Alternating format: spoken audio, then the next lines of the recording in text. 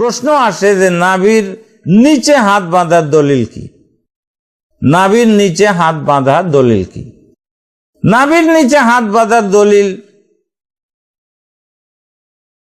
যে সমস্ত হাদিস আছে ওই হাদিসগুলোর আগে ওই ইসহাক রহমতুল্লাহ আলাইহির ওই কথাটা হুবহু তার শব্দে আবার আমি ব্যক্ত করতে চাচ্ছি যে তাহতা সুররা আকওয়া ফিল হাদিস ও আকরাবু ইলাত তাওয়াজু। ইসহাক রহমতুল্লাহ আলাইহির শব্দ হইল, তার ভাষ্য হলো এটা যে তাহতা সুররা আকওয়া ফিল হাদিস ওয়া আকরাবু ইলাত তাওয়াজু। তিনি বলতেছেন আকওয়া ফিল হাদিস, তার মানে এর হাদিসটা নাভির নিচে হাত বাঁধার হাদিসটা বেশি শক্তিশালী। কে বলতেছেন? ইমাম বুখারীর উস্তাদ বলতেছেন এই কথা। ইমাম বুখারীর উস্তাদ, এবং যেই উস্তাদের পরামর্শে তার ইঙ্গিতে ইমাম বুখারী রহমতুল্লাহ আলাইহি সহিহ বুখারী শরীফ লেখার প্রতি উদ্বুদ্ধ হয়েছে।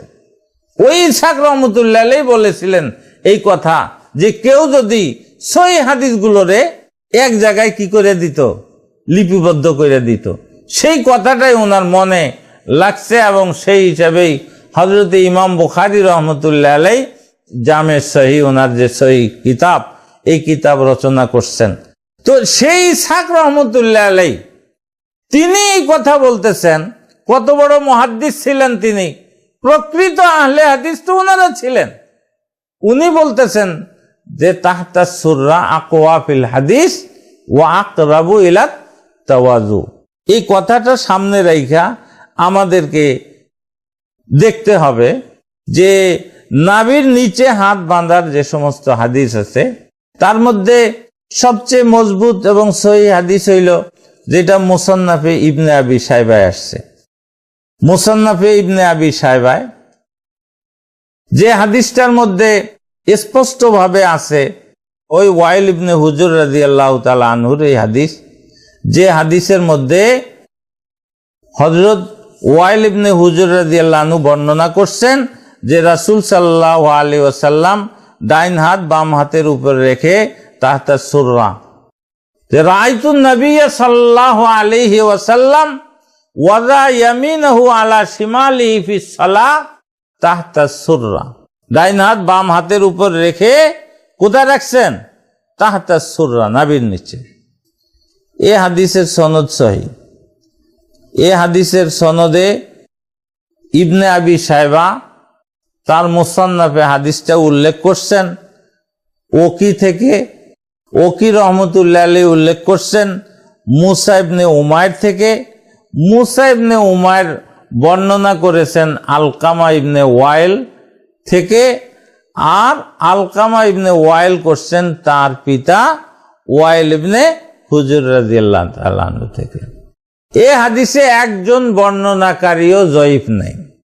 এ হাদিসে শুধু একটাই আপত্তি করা হয়, কেউ কেউ করছেন যে মুসান্নাফের কোন কোন নুসখায় যারা তালাশ করছেন অনেকে মুসান্নাফের নুসখায় এই হাদিসটা পান নাই, বাস এই কথা। কিন্তু এটা যারা হাদিস চর্চা করেন তারা জানেন যে খোদ মুসনাদে আহমদ, এই আমাদের সুনানে আবি দাউদ, তিরমিজি, এগুলির এক নুসখায় এমন হাদিস আছে, আরেক নুসখায় কি নাই, সে হাদিস নাই। এখনো আমাদের সামনে ভুরি ভুরি প্রমাণ আছে। এই যে তাউসের যে মুরসালটা, যেটা পিছনে আমি বললাম, আমাদের এই কিতাবের লেখক বলছে যে আশ্চর্য হলো আমাদের আবু দাউদের নুসখায় এটা নাই, অথচ আমাদের আবু দাউদের, আমাদের ভারতীয় যে নুসখা,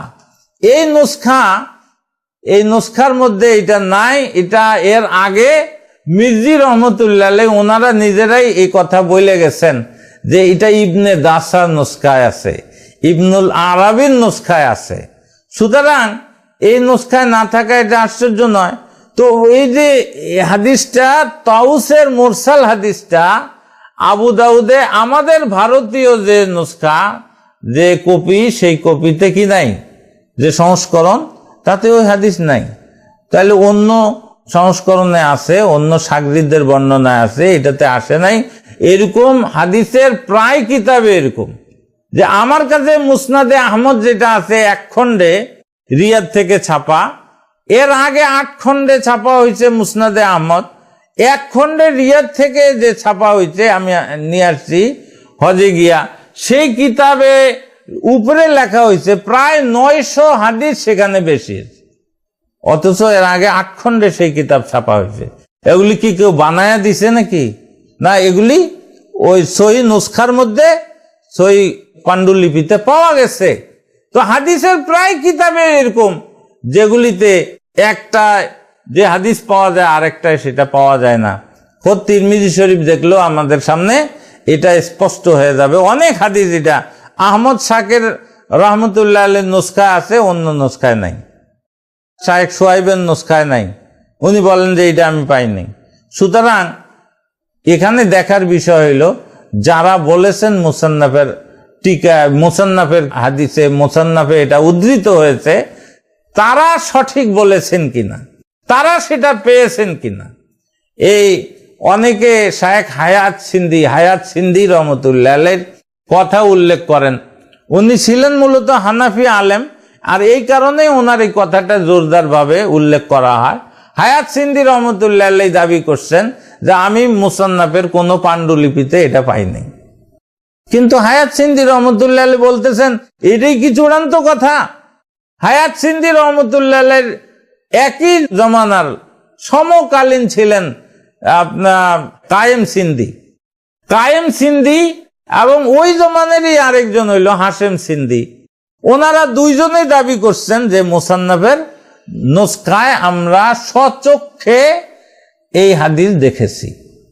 শায়েখ কায়েম সিন্ধি আর শায়েখ হাশেম সিন্ধি দুইজনেই দাবি করছেন যে আমরা স্বচক্ষে এই হাদিস মুসান্নাফের নুসখায় পেয়েছি।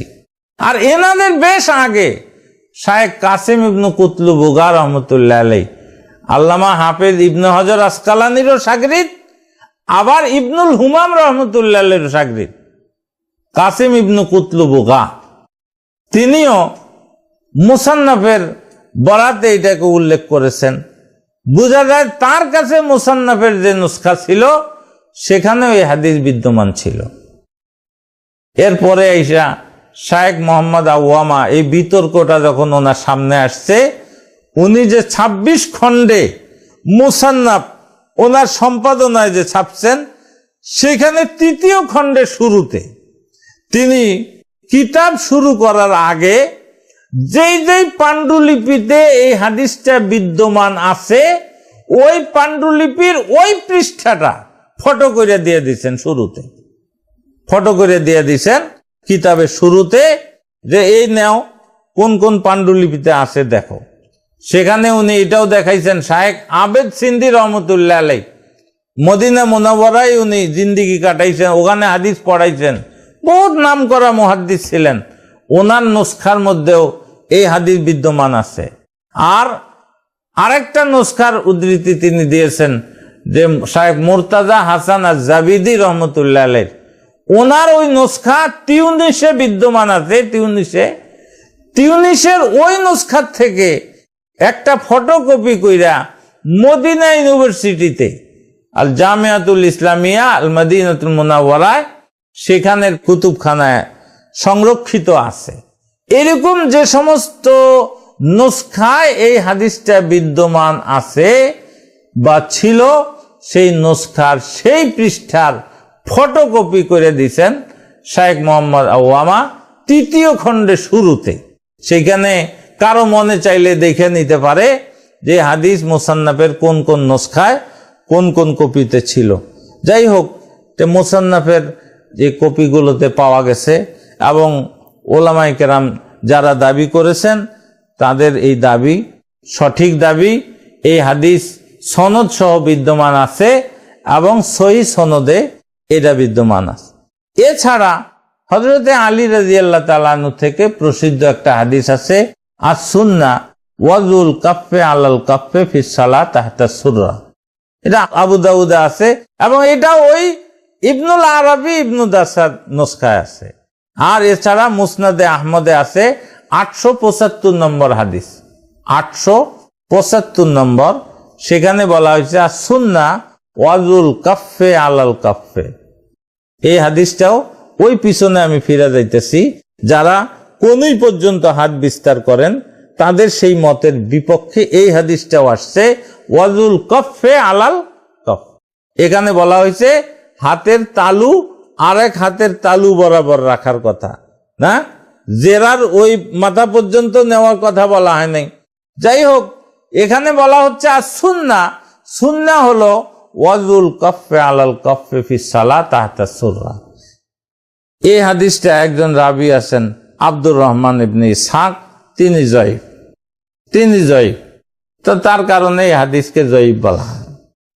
কিন্তু আমাদের লামাযাবি বন্ধুদের তরিকা যদি আমরা ধরি তাহলে এই হাদিসও সহি হইতে পারে।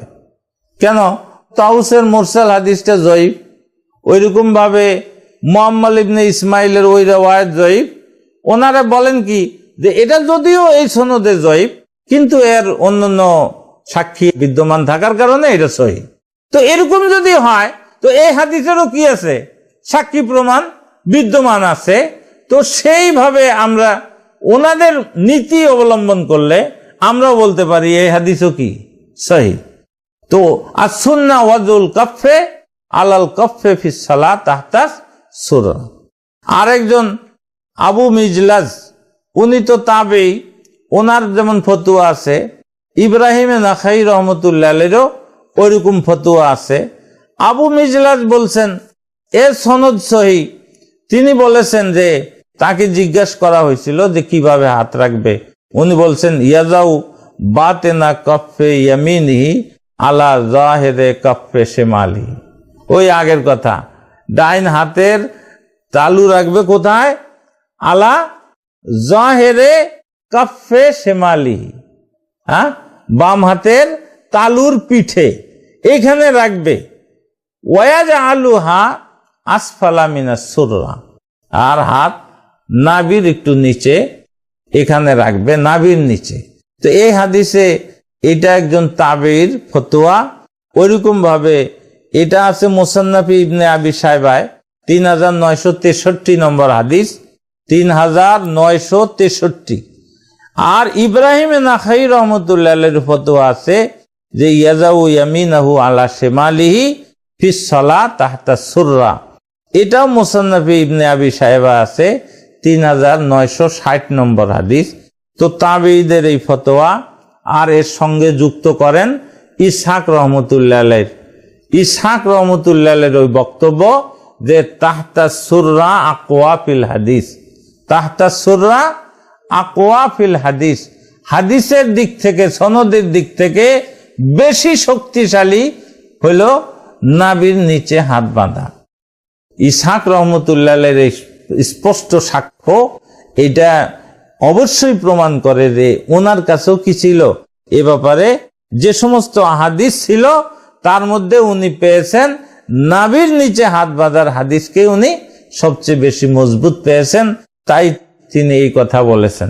তো মুসান্নাফি ইবনে আবি শায়বার হাদিস এটা নিঃসন্দেহে সহি, এবং এর সমর্থনে যে হযরতে আলী রাদিয়াল্লাহু তাআলা আনহু এবং হযরতে আবু হুরায়রা রাদিয়াল্লাহু আনহু ওনাদের যে বর্ণনা আসছে, দোনোটার সনদে ওই আব্দুর রহমান ইবনে ইসহাক আছেন জয়ীফ রাবি, কিন্তু সহি বর্ণনা এর সমর্থনে থাকার কারণে লামাযাবি বন্ধুদের নীতি অনুযায়ী এটা সহি হতে পারতেছে।